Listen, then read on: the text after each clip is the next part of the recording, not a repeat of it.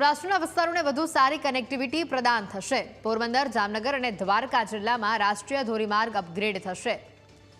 119.50 kilometre લાંબા Porbandar, Bhanvad, Jamjodhpur, Kalavad સેક્શનને upgrade કરવા માટેની મંજૂરી આપવામાં આવી છે।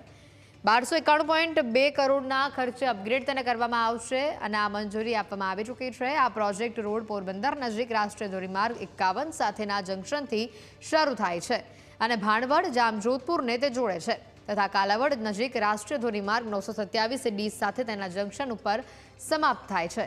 રાષ્ટ્રીય ધોરીમાર્ગ 151 કે 3 મહત્વના ધોરીમાર્ગો એટલે કે પોરબંદર, ખંભાળિયા, જૂનાગઢ, જામનગર અને રાજકોટ પોરબંદર વચ્ચે કનેક્ટર તરીકેનું કામ કરે છે।